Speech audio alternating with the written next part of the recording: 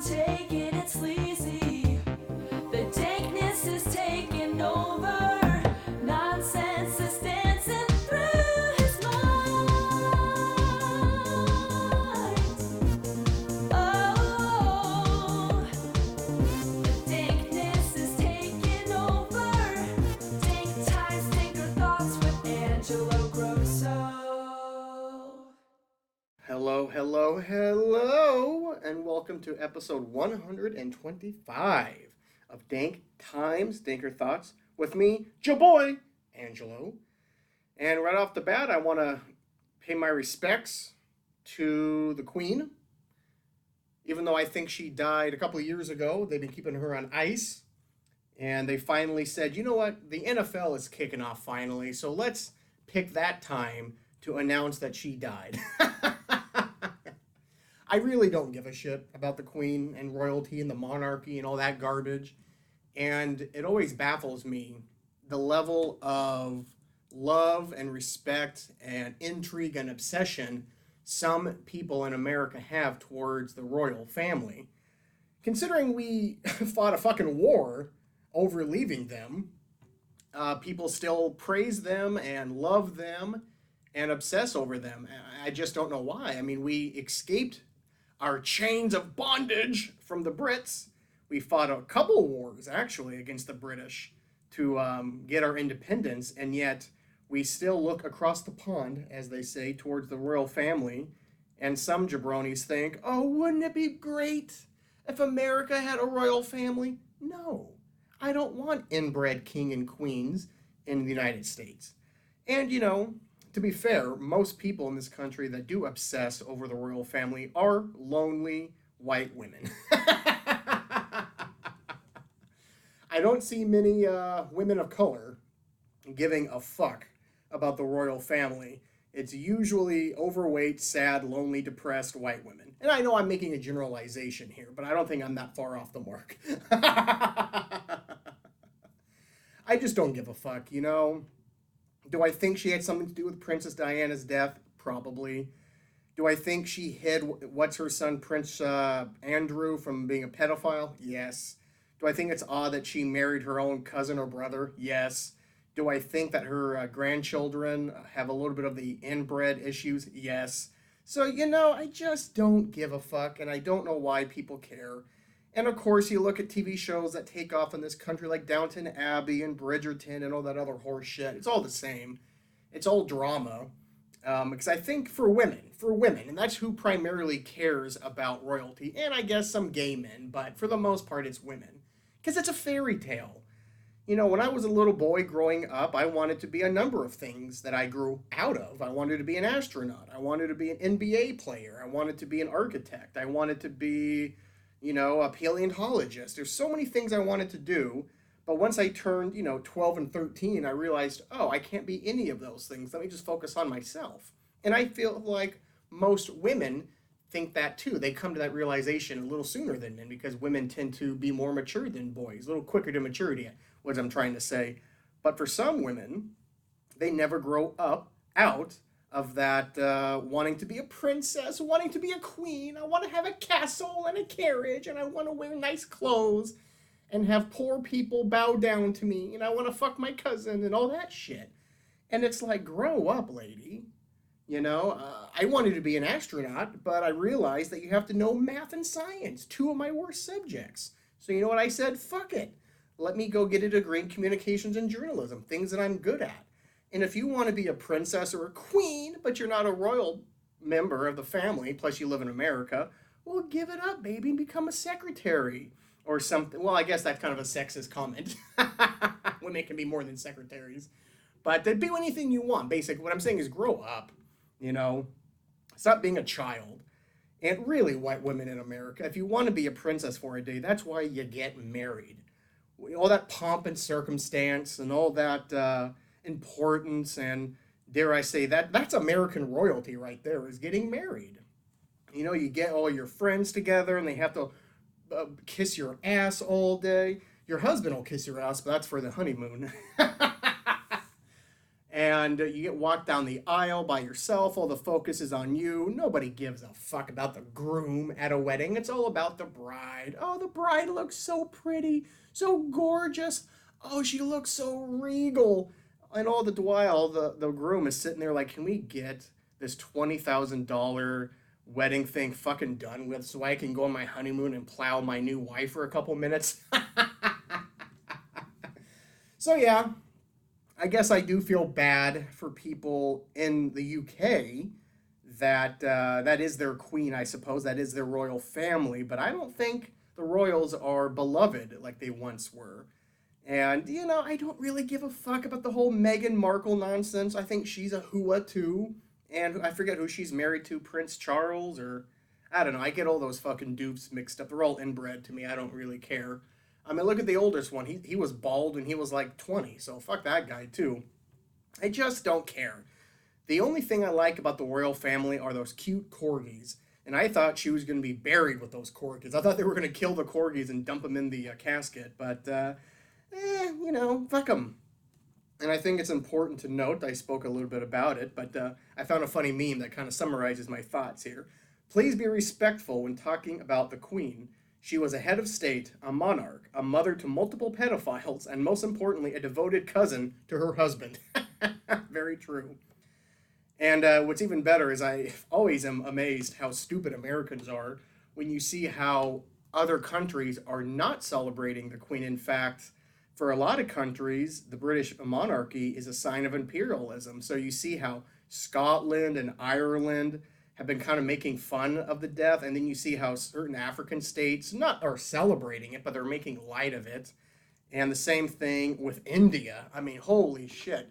Is there any countries, well, I take that back. Are there any more countries than Africa and India that would hate the British crown more? I thought America was high, but you know what? I don't think any country is going to dislike the British monarchy. I think Australia is up there too, but I don't know. I think it's us and Australia are neck and neck. And then, of course, you get all of Africa and all of India. And I'm sure there's parts of Asia too, like Hong Kong, that are like, good, I'm glad that white cunt's dead. And now we have the new white cunt in power. King. Is it King Charles now? Is he the new guy? Yeah, King Charles III. Now, who the fuck is his kids? William and Harry. Yeah, William's the guy that I was talking about earlier. He's Prince of Wales. Yeah, he was hot shit when I was growing up. Really good-looking guy, but like I said, he went bald real young. Prince Harry was then the hot shit. He kind of had an Ed Sheeran thing going for a while, and then the whole Meghan Markle thing. But fuck them both. I wish the country well, meaning London and everything, but I don't understand how it's 2022 and we still have royal families anywhere in this world.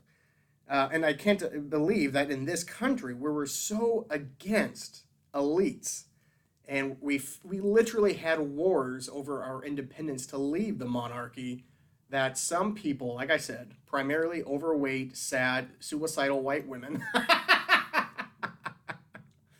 just love everything that comes out of the royals. But you know what? Fuck it.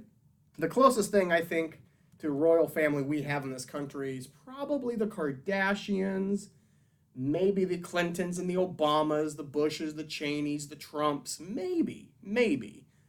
But all in all, who gives a fuck? They're so out of touch, elitist scum, that anything they say or do really should have no bearing on what the common man or woman does or thinks, and not just in this country, but around the world. But okay. My shitting on the dead is done with. Let's dive into the news and some other fun topics. Well, I think it's only fair that we really kick off this podcast right by praising the NFL for its Week 1 scheduling. Whoa, we had ourselves a hell of a first week of NFL football. I mean, I was wrong about half of my predictions. I thought for sure Cincinnati would win, for example, but fucking Joe Burrow throwing 4 interceptions. I'm glad I started him. And their kicker couldn't hit shit because they lost their long snapper. I mean, it was not a good first week for kickers and long snappers, but good God, what a amazing week of football. The Bills started things off by just slaughtering the defending champs, the LA Rams, which good. Fuck the Rams. You know, I found out that they're basically cheating right now. They found a way to manipulate the salary cap that no other team can figure out. So somehow they're handing out like hundreds of millions of dollars worth of contracts that count towards like 20% of the salary cap. For example, Matt Stafford, their starting quarterback, is getting paid like $60 million or some shit this year, but it's only counts towards 20 million on the salary cap. What the fuck is that all about? The Tennessee Titans tried doing the same thing and they couldn't do it, and I don't know if they filed a complaint against the Rams, but I fucking would. I don't want to hear anything but how cheaters the Patriots are and all that nonsense, and the Colts and all that shit, when you have the defending champion Rams basically cheating and getting away with it. Is it because they're from California? I don't fucking know, but all I know is fuck the Rams. I hope they lose every game. Yeah, the fucking Cardinals really got their shit pushed in by, who the fuck did they lose to? Was it the Chiefs? Which is great. That was a fun game to watch because I was rooting for the Chiefs. The 49ers were playing in a monsoon swamp against the Bears, and they lost. And somehow, some way, against all odds, against all predictions, and I'm not just talking about local predictions, I'm talking national predictions, the Seattle Seahawks on Monday Night Football found a way to upset the Denver Broncos and ruin Russell Wilson's homecoming, coming back to Seattle after getting traded in the offseason. I believe we won 17-16, even though, if we played that game 100 times, I think the Broncos would beat us probably 90 out of 100 times. But they beat themselves. I'm not going to sit here and lie to you people. I'm not going to sit here and say the Seahawks beat the Broncos. The Broncos beat the Broncos. That new head coach of theirs, Nathaniel Hackett, boy, what a retard. I tell you, I don't think I've ever seen a coach, first year or not, bungle the ending of a game. I thought for sure we were going to lose, and I was content with it because we put up a good fight up to that point. We were supposed to get slaughtered by the Broncos. I believe we were a 2-score underdog, or at least 7-point underdog. I'd have to pull it up, but it doesn't matter. Nobody, and I mean nobody, gave us a chance to win. I mean, look who our quarterback was, Geno Smith, and look who our defense was completely new. We lost Bobby Wagner. Jamal Adams is out for the fucking year. What a great trade that was, Pete and John. If we ever do fire Schneider and Carroll, I'm going to point to that Jamal Adams trade, and then you give him that massive contract. Can you imagine what a rebuilding Seahawks team could do with those draft picks and that money flexibility? But fuck it, that's a rant for another time. And so, yeah, we were at least 7-8-point underdogs, and yet we held on to win. We had the Broncos in our red zone 4 times, and they only came away with 6 points. We held them to 2 field goals, and we caused 2 goal line fumbles that we both recovered on defense. I mean, it was an amazingly entertaining, fun game. Russell Wilson looked pretty good. He was torching our young secondary.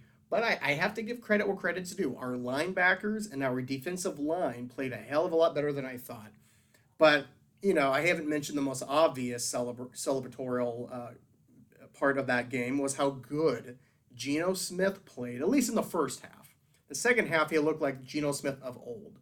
But in that first half, I believe he was like 13 of 15, 2 touchdowns and 120-something yards. He had a passer rating of like 140 or something at halftime, and he ended the game with a passer rating, I believe, in the 120s or low 130s. The guy has the second best passer rating in the NFL right now. True, it's week 1, but he did exactly what Pete Carroll and the coaching staff wanted him to do, not turn the ball over.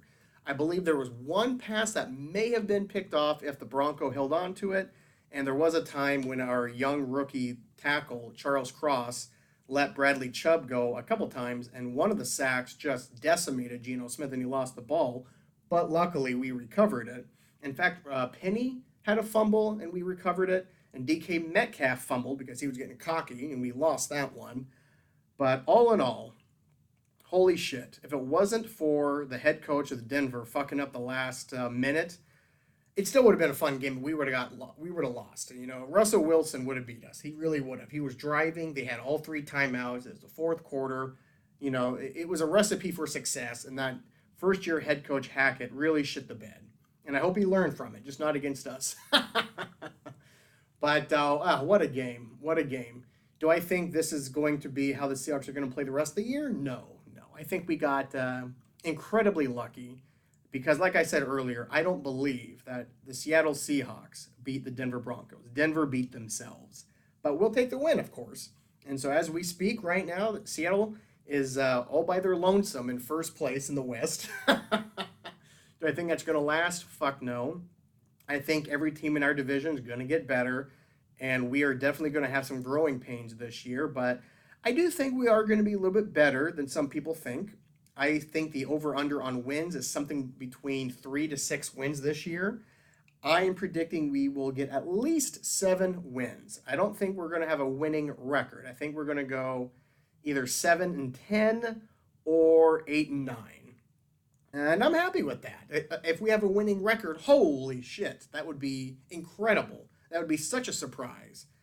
But I'm not going to hold my breath on that.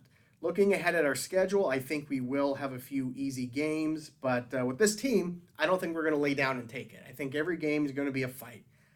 We may get blown out here and there, but I don't think that's going to be a common occurrence this year. But let me just back up here and talk about overall, the last weekend for Seattle sports was arguably one of the best weekends in Seattle sports in my lifetime. The Mariners won their series against the defending World Series champions, the Atlanta Braves. And that game on Saturday night, holy fucking shit. We blew a 5-run lead in the ninth, came back, and we hit back-to-back home runs in extra innings to win it. I mean, holy shit, that had postseason smell all over it. And then you look at the Seahawks winning, of course, over Denver. University of Washington won. They're 2-0. Wazoo had one of the biggest college upsets of the weekend, beating Wisconsin, upsetting Wisconsin. I believe Wisconsin was in the top 15. So every football team won. The Mariners won. I believe the Sounders won. Even though the Storm did not play, we were getting shown a lot of Sue Bird highlights, which I love. So all in all, it was a damn good weekend to be a Seattle sports fan. And personally, the cherry on the motherfucking top was that your boy here went 3-0 to start the year in fantasy football. Oh, how good does it feel winning all 3 of my games? 2 of them were blowouts. 1 of them went down to the wire, but I held on.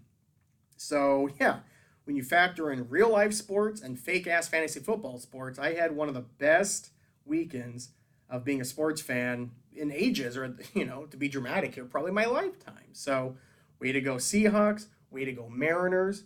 Last I checked, we have like a 99.6 chance of making the playoffs. Finally. But my long-time suffering internal self here says, yeah, but if any team's going to squander it, it'll be the Mariners. But I'm choosing not to listen to that twerp voice in my head and instead just enjoy this entertaining, fun Mariners team. I mean, we have such a good mix of youth and veterans. And last I checked, we have a top 5 pitching staff, and our offense is slightly below average, but I believe we still have a positive run differential of damn near 70, which is amazing. So, god damn, it feels good to be a sports fan in Seattle right now. But with that, we are done with sports, and let's dig into some news. We're going to start the news segment by looking into our own backyard. Faculty and students sue Christian college over LGBTQ hiring ban. A group of Seattle Pacific University faculty and students are suing the Christian college after its board of trustees refused to remove a policy barring people in same-sex relationships from working full-time jobs at SPU. The lawsuit comes on the heels of similar litigation against religious schools across the country. SPU sued Washington Attorney General Bob Ferguson this year after his office launched an investigation into complaints of the hiring practice. Well, that's not good. When the Attorney General's like, well, I'm going to take a look at your hiring practices. Oh, yeah? Well, we're going to sue you. Well, what the fuck? What do you have to hide, you religious nut jobs? For many, education is the bridge to earning a livelihood in our society. But discrimination in education has historically placed and continues to place BIPOC, I don't know what that is. Is that by people of color? And LGBTQ plus, I still don't know what the plus means, students and employees at an immense social, educational, and economic disadvantage as compared to their peers, the lawsuit states. Adopting and implementing campus policies which treat LGBTQ plus identities as mere personal preferences that should be subdued, suppressed, or ignored, while the sexual orientation and gender identity of heterosexual, cisgender individuals is openly expressed and celebrated, invalidates and dehumanizes a immutable and core aspect of a university's LGBTQ students and employees' lives. The complaint also noted that the SPU campus community overwhelmingly opposes efforts to exclude LGBTQ plus people from community life. This case is about 6 men who act as if they and the educational institution they are charged to protect are above the law, the complaint says. They must be held to account for their illegal and reckless conduct. The plaintiffs are demanding that the defendants, which include SPU's interim president Pete Minojares, be removed from their positions. They're also requesting economic damages for anyone harmed by the policy. The SPU case is not the only lawsuit accusing colleges of using religious freedom to discriminate against LGBTQ people, though decisions have varied in the court system. The Supreme Court earlier temporarily blocked an order requiring Yeshiva University, a Orthodox Jewish college, to recognize an LGBTQ club after the school said it would cause irreparable harm to the community. See, it's not just Christians that dislike the gays, it's Jews too, and the Muslims. I think the only religion that embraces gays is probably Buddhists and the Church of Satan. So I'm glad I'm on the side of Satanists and Buddhists because those people know how to party. Christians and Jews and Muslims, get out of here. They don't know how to drink and party. Hell, half of them can't even eat pork.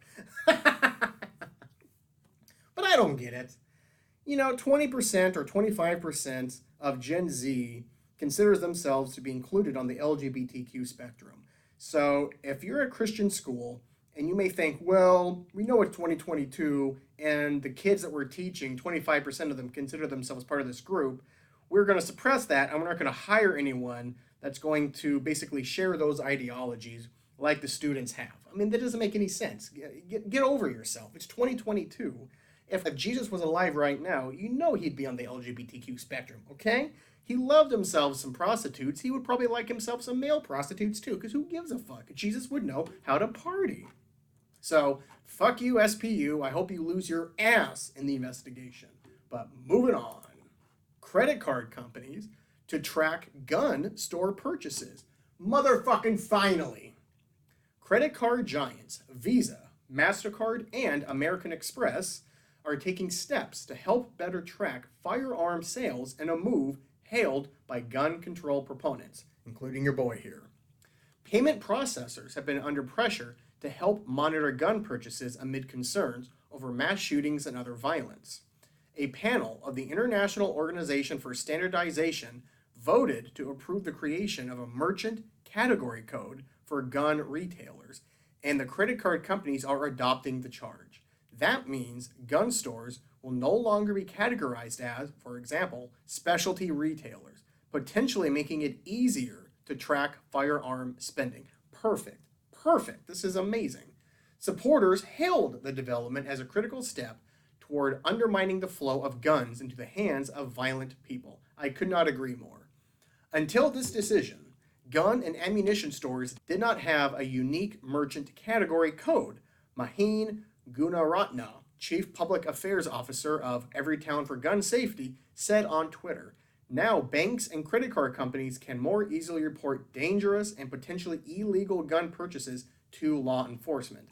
And I would imagine gun advocates would want this too. Because if I was a gun-toting, Second Amendment-humping American, I would want non-violent people access to guns. But I would want the violent, mentally ill, dangerous people as far away as a gun as possible, because that makes my party or my ideology, whatever you want to say, look better. So if you're pro-gun, you should be applauding this as well. But here is the big old but here. Yes, but the manner in which the code is used may determine whether it's effective in bolstering monitoring efforts, goes too far or doesn't go far enough. So we're back to the old foundational problem here. We can have all these great progressive rules, but but you still need people in high powers and power in general to enforce it. And if you're not going to enforce it, then it's a toothless law. For example, it's currently unclear whether retailers that also sell other products will be forced to use the merchant codes when processing firearm purchases. We now turn our focus to how it will be implemented by merchants and their banks as we continue to support lawful purchases on our network while protecting the privacy and decisions of individual cardholders, MasterCard said in a statement. This is exactly how we would manage the process for any other appropriate MCC. And by the way, MCC, in case you forgot, is the merchant category code, like a bicycle shop or a sporting goods store. Opponents warn that the move sets a dangerous precedent, potentially opening the door for additional tracking of other types of transactions. I'm all for it. If any type of transaction leads to someone getting killed, we should track it. Some executives in private discussions have flagged concerns that it could lead to the creation of more codes that could be used to crack down on controversial businesses such as abortion providers, the Wall Street Journal reported. Well, that is a fair criticism there. Although, I don't think abortion kills people the same way guns kill people. The code's creation is flawed on its premise. Mark Oliva, spokesperson for the National Shooting Sports Foundation, said in an email. He said it chills the free exercise of constitutionally protected rights and does nothing to assist law enforcement with crime prevention or holding criminals accountable. Well, Mark Oliva, you can go fuck your grandmother, because that's completely not true at all. If you just read what it is going to help law enforcement, because now you can track that shit. You can call the credit card company and say, hey, Durka went on a shooting spree. Can we look at his receipts? Oh, he bought it here. So let's track that shit. So, no. That's a scare tactic right there, Mark Oliva, you coos. So here's the big question, people. How will the credit card companies, which are steeped in fraud detection, determine whether a purchase from a gun store is suspicious? The code will show where an individual spends money, but not what items were purchased, Reuters reported. The Aurora movie theater shooter used a MasterCard to purchase $11,000 worth of weapons and military gear in the 6 weeks leading up to the shooting, including from standalone gun stores, and the Pulse shooter, who killed 49 people, also used a MasterCard to purchase more than $26,000 in firearms and ammunition. Now, that's not a good advertisement for MasterCard. MasterCard, where shooters get their shit. The bottom line is this. Financial companies are getting more proactive in an effort to show they're not ignoring fears about guns. We all have to do our part to stop gun violence, said Priscilla Brown, CEO of Amalgamated Bank. I can't pronounce that word. Amalgamated Bank, which petitioned for the change in a statement.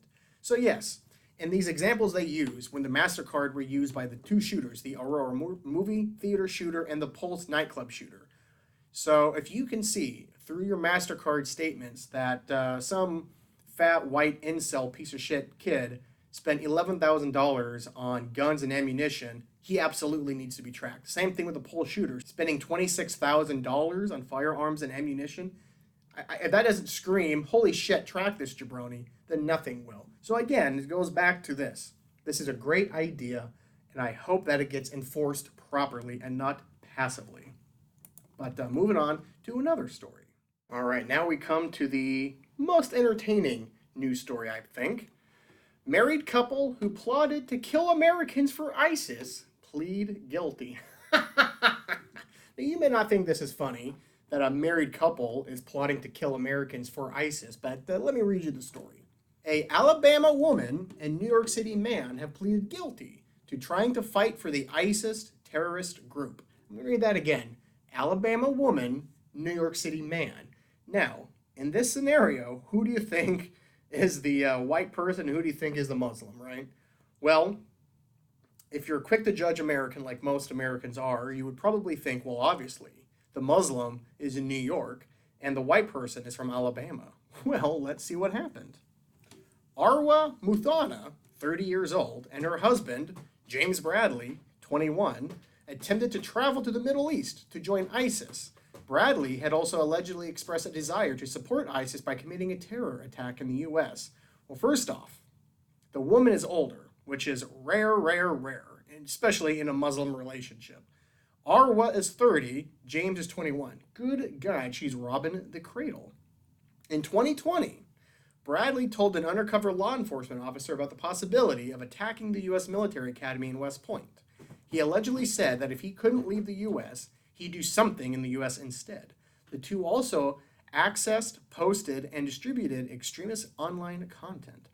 After much planning, Bradley and Muthuna set out to travel to the Middle East via a cargo ship departing from New Jersey, prosecutors say. They were arrested as they were boarding. Later, Muthana allegedly said during an interview that she was willing to fight and kill Americans if it was for Allah. And you know what? This is what I'm getting sick of, people. Christian God, Muslim God, they're all assholes. Where is the loving God? I think Buddhism and the Satan temple people are the only religions that have a God that's pretty cool. It's pretty chill. I don't know much about the Jew God. I believe he is Old Testament God. I think that's who the Jews worship, and he was a real cunt too. So out of the four main religions, only Buddhism has a pretty chill God. Whereas the Church of Satan, I'm pretty sure Satan's a pretty cool guy. He just has bad PR. I think his version of the Bible, if it was ever released, it would be a good counterpoint to the Bible, We're only getting one side of the story in the Bible. We don't get anything from Lucifer. So all I'm saying is, more elitist nonsense. Muthana is the older sister of Huda Muthana, who joined ISIS after traveling to Syria in 2014. The younger Muthuna has since expressed interest in returning to the U.S. while being detained in a Kurdish refugee camp with her young son. A judge ruled in 2019 that the U.S. is not obligated to help her return, and the Supreme Court declined to hear her appeal this year. Well, I thought the story said that in actuality, the Muslim woman was from Alabama, and the man, James Bradley, was from New York. But hold on a second, because that joke did not land if that's not exactly what happened, and I apologize. So let's see. James Bradley, ISIS. Where is he from? Yeah, he was from New York. Okay, so I wasn't completely retarded. So if I'm not mistaken, they referenced in this article the 2019 ruling that the U.S. is not obligated to help this woman return. Now, I don't know if this is the same case that a couple years ago, there was the story of the ISIS brides who, I'm not going to get the nitty gritty of what ISIS does to young adolescent girls in the Middle East. It's horrific, it's traumatizing, it's evil. This is why I have no faith in God whatsoever. So, the ISIS soldiers did what they do to women in the Middle East, and these two young women were impregnated and indoctrinated into ISIS at a super young age. I don't remember the specifics, but I want to say they were all under 18 at the time. In fact, I'm pretty sure they were well under 18. So, these women now, they were pregnant, they had children, and they were ISIS brides. And some of them still hold some ISIS ideologies, because how could they not? They were indoctrinated at a young age. And I remember that the mass majority of people in my life were vehemently against letting these two women into the country. And I was the only one willing to give them a chance. Because yes, they are former ISIS brides, and I do not remember if they were currently pro-ISIS. If that was the case, then I was wrong. I don't want anyone who's pro-ISIS in this country. We have enough religious extremists in this country. They are called evangelical Christians. We do not need to add ISIS people to this list. But if my memory serves me correct, they were not currently still in ISIS. They just wanted to come to America. And we inevitably said, no, we are not obligated to help them. And I was saying, well, let's meet these poor women halfway. We know their story. It's awful. It's horrific. The only comparison can be when someone from North Korea escapes. And I forget her name, but she made the podcast round a couple years ago. And I attempted to watch, I should say, her interview with Joe Rogan, but it was so upsetting that I was just feeling sick to my stomach of what those people have to deal with in North Korea, that I thought this woman has lived like 10 lives in her short amount of time. And it's just so horrifically tragic and evil that, again, there is no God because of situations like this. If there truly was a just, loving God, he wouldn't allow this kind of barbarity to still be happening. But I digress. Back to the ISIS bride fever dream that I think I had. I was saying, look, if they want to come to America, that's great, but they have to agree to be on a watch list. There will be check-ins. Child Protective Services will be involved to make sure they're not, fucking up their children. They're not indoctrinating their children. Everything they purchase will have to be monitored, and they would have to agree to this monitoring for a couple years, I would say. But once they've proven to be safe and trustworthy, then we can say, okay, you did your time, you're in America now. But I was hailed as a, terrorist lover and all that shit just because I'm willing to have empathy and compassion for people. But anyway, so I thought it was funny that a New York man and an ISIS woman from Alabama were plotting on killing Americans for ISIS. When you think of ISIS women, you don't think Alabama and you don't think a 30-year-old is trying to hook up with a 21-year-old man. And then you think, well, the 21-year-old is also a Muslim. Maybe that makes sense. James Bradley is not a Muslim name. Maybe you don't think it's as funny as I do, but I have a dark, macabre sense of humor. So let's move on to another kind of comedic story here. Fat Leonard escape is another blunder and a major U.S. military corruption scandal. Fat fucking Leonard is this guy's name. Let me go ahead and blow up the article here. In a scene from a thriller, a 350-pound cancer patient at the center of the biggest U.S. military corruption case in the last decade cut off his GPS ankle monitor this past weekend and fled from house arrest weeks before he was finally set to be sentenced. So Fat Leonard is 350 pounds and he's a cancer patient, and he still managed to do all that shit. The manhunt for Leonard Francis, the Malaysian contractor known as Fat Leonard, pleaded guilty in 2015 to cheating the Navy out of tens of millions of dollars, has quickly pulled in at least 10 federal, state, and local agencies, and likely reached across the Mexican border. So no wonder our military budget's so high. Fat Leonard's taking all the money. The escape has raised myriad of questions, such as why Fat Leonard wasn't being watched day and night as his September 22nd sentencing date approached. Tom Wright, the host of the 9-part Fat Leonard podcast on the scandal, said the latest development is a huge black eye for the U.S. government. This thing's been a total mess for the Department of Justice and the Navy. Francis, the former president of Singapore-based Glenn Defense Marine Asia, was arrested in 2013 and convicted in 2015 for a decade-long grift in which he plied dozens of top-ranking Navy officers with cash, cigars, top-shelf alcohol, sex workers, and parties in exchange for bloated supply contracts. The bribery bilked the Navy out of more than $35 million, led to the first active duty admiral to be convicted for a federal crime, and was a massive embarrassment for the Pentagon. Well, there's plenty of other black eyes for the Pentagon. Since his conviction, Fat Leonard has languished in a legal limbo for 7 years. And you wonder why. Can't we just break his kneecaps and ship him back to Malaysia? I mean, come on. The plea deal he took meant he had to help U.S. prosecutors implicate 3 dozen military officials, cases that have played out slowly, with the last one ending this June.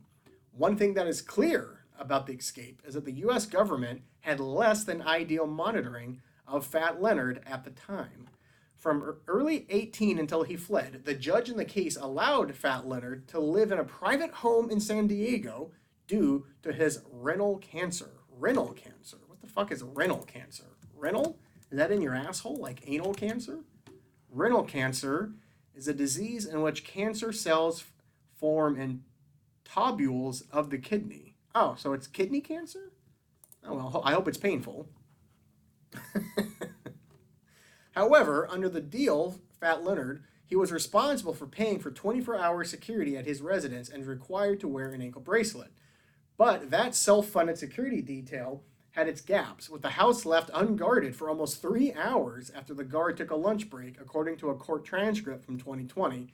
It is unclear if guards were on duty in the days before Francis fled, but early Sunday morning he hacked off his ankle monitor and caused the device to alert U.S. pretrial services, the agency responsible for monitoring him. U.S. Marshals were then sent to his residence, which they found empty with no guard present. Jesus Christ.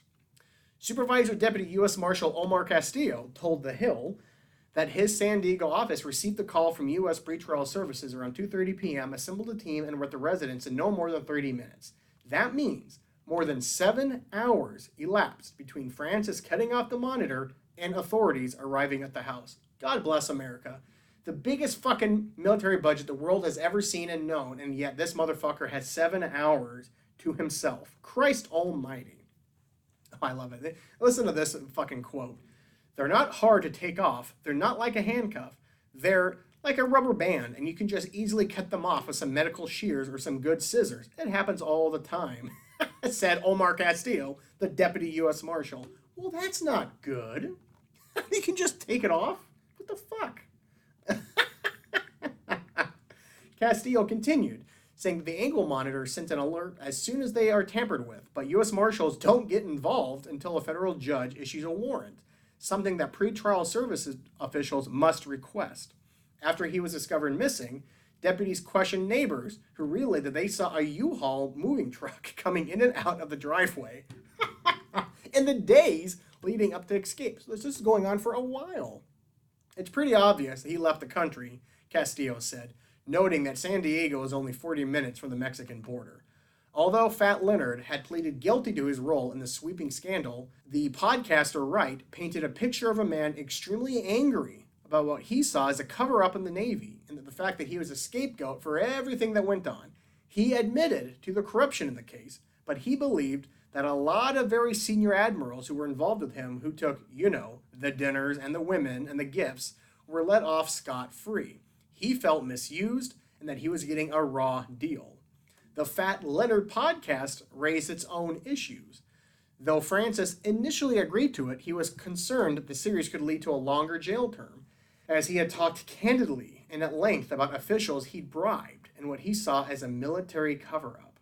The media around the podcast, released in October 2021, indeed appeared to cause a stir at the DOJ, which pulled Francis as a star witness for the trial of several Navy officers who had pleaded not guilty to the charges. That's why I think he's gone on the run. He was looking down the barrel thinking, okay, I could potentially get a bunch more years in jail after already doing 9, and that's not fair. I'm going to take my chances, podcaster Wright said. At least 10 federal, state, and local agencies are now involved in the manhunt, including the FBI and the NCIS, that really awful show that only boomers watch on CBS, the Naval Criminal Investigation Service. A Navy spokesperson confirmed to The Hill that the NCIS is working jointly with the U.S. Marshal Service, Defense Criminal Investigation Service, and the U.S. Attorney's Office to locate and apprehend Mr. Francis. Ooh, I can't wait for the NCIS episode of Fat Leonard here. As of Thursday evening, authorities were following up on leads but had nothing new to release on the case, which remains very fluid. Among the many mysteries of the case is how the fuck, I added the fuck there, security around Francis remained so lax, even after officials appeared ruffled by his podcast. I found that a little strange, podcaster Wright said. I thought they were going to tighten up his security after. Another head-scratcher is why authorities weren't tipped off by security about the moving trucks.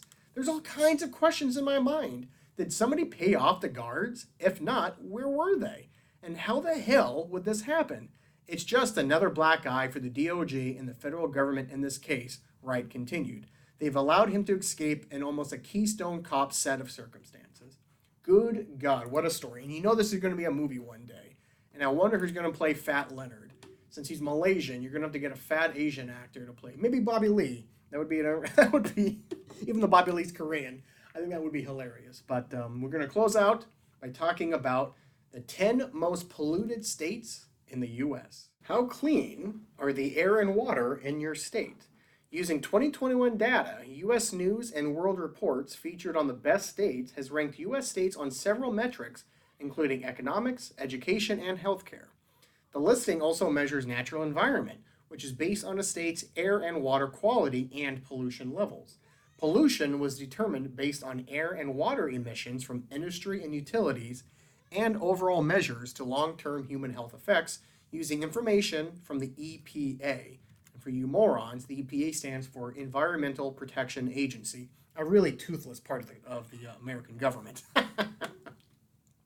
Here are the most polluted and least polluted in U.S. news pollution rankings. Now, who would you think would be the most polluted state in the country? Off the top of my head, I thought it would be one of the big states. I thought for sure it would be California or Texas, possibly even Florida. But I was dead motherfucking wrong. So here are the top 10 worst. The most awful, egregious state is Louisiana. Louisiana is the worst polluted state in the Union. Disgusting, Louisiana. Figure it the fuck out, you bunch of Cajun hicks. Then at 49 is Nevada. Then Indiana, which is a shock to me, but then you really think about it, that's where Mike Pence is from, and they like to marry their cousins there. And yeah, I don't think they believe in global warming. In fact, I think they believe that dinosaurs and humans lived in harmony about 2,000 years ago. And then another shocker, Delaware at number 47. Good God, that little fucking small podunk state. And then Utah, Ohio, not a surprise, Ohio's a bunch of tards. Oregon, can you believe that Oregon is in the top 10? I mean, I thought they were Antifa liberal cucks there. Tennessee, Illinois, Alabama, and Texas. So those are the top 10 most polluted. Louisiana ranks dead last, coming in as the most polluted state in the U.S. according to the EPA information. A January 2022 study by Tulane University found very high incidences of cancer in Louisiana, the second highest in the U.S. At least 85 cancer cases per year in the state were due to exposure to high levels of air pollution, the study found.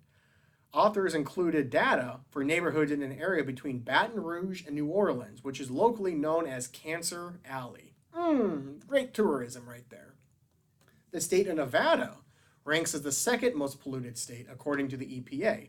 Just last year, Nevada ranked among the unhealthiest states for air quality in the American Lung Association State of the Air report. At that time, Melissa Ramos, manager of the Nevada ALA's Clean Air Advocacy Group, said that the classic car loophole was partly to blame for the state's high emissions. Under the state's classic vehicle insurance policies, vehicles bearing certain license plates are exempt from emission testing.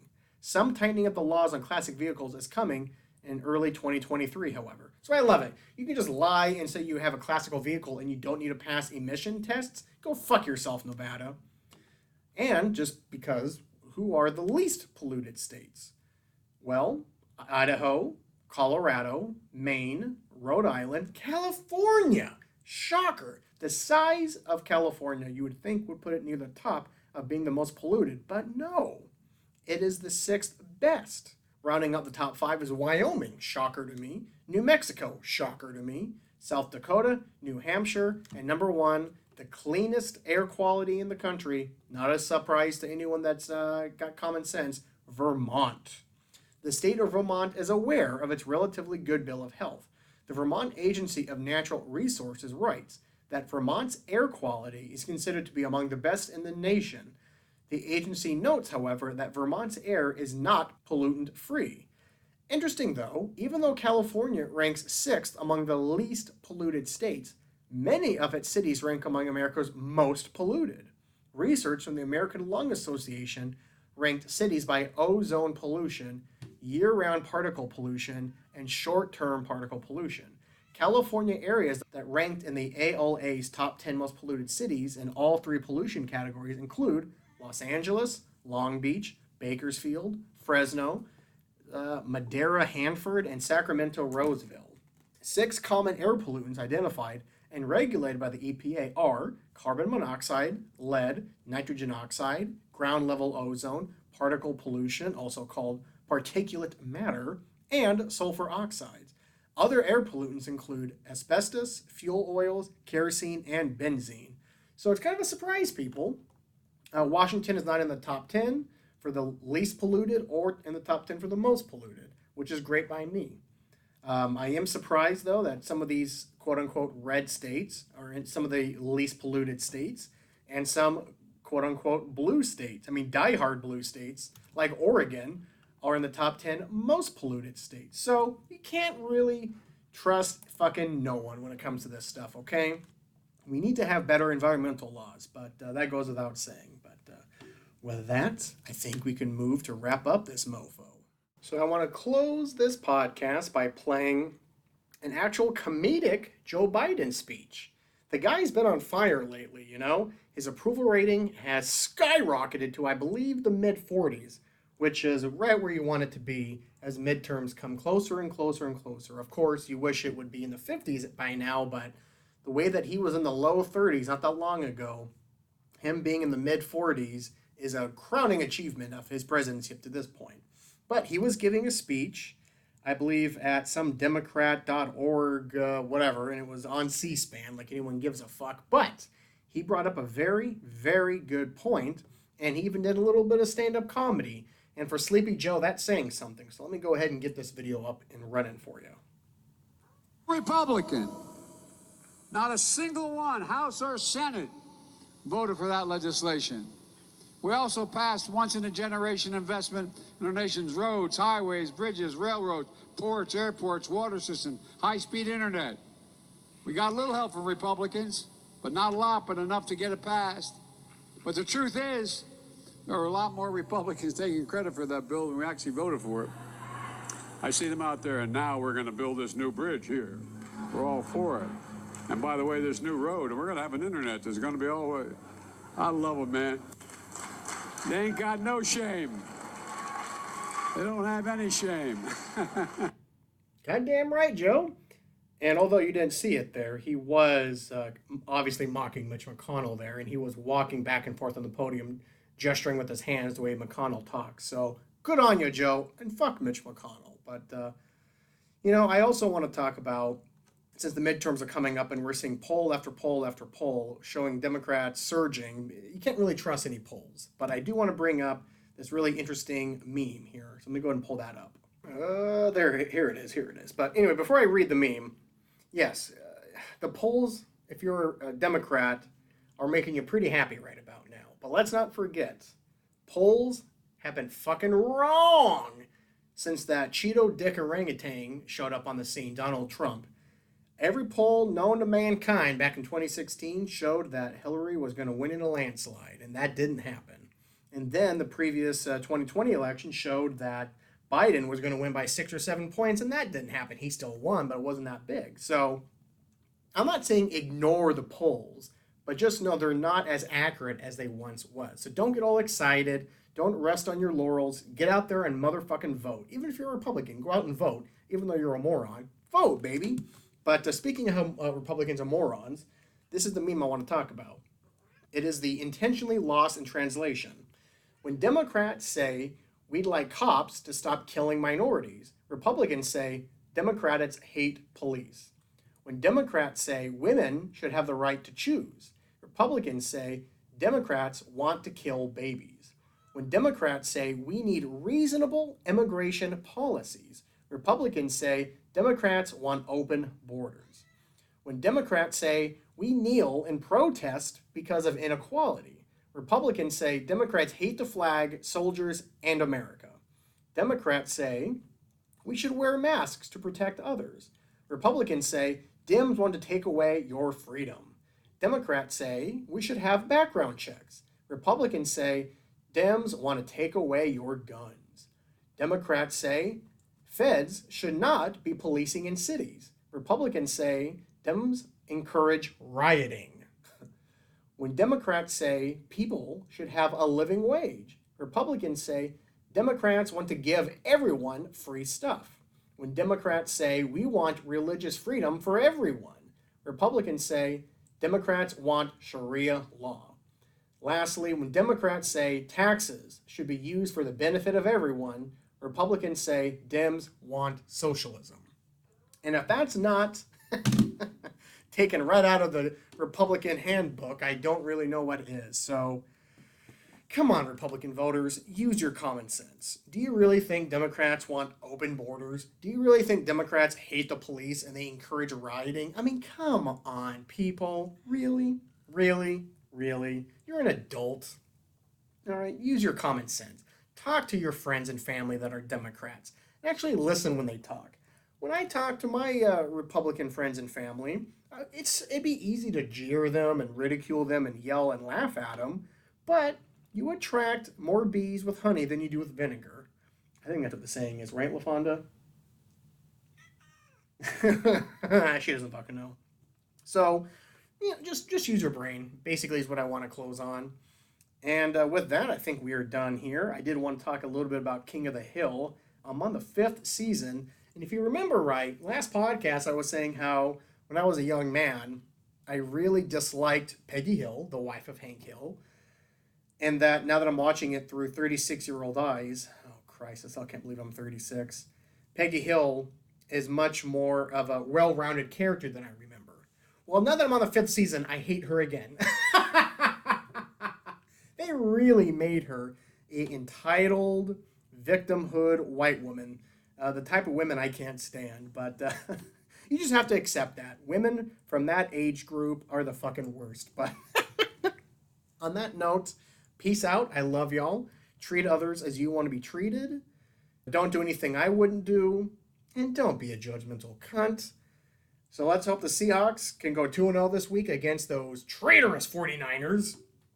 And let's hope the Mariners kick off this next 20-game road trip. Well, actually, no, we played 10 games on the road, 10 at home. But they're all against losing teams. So let's hope we go at least 15-5 and we make it to the playoffs. And who knows, maybe even win a series or two. Wouldn't that be something? With that, I love y'all and take it sleazy.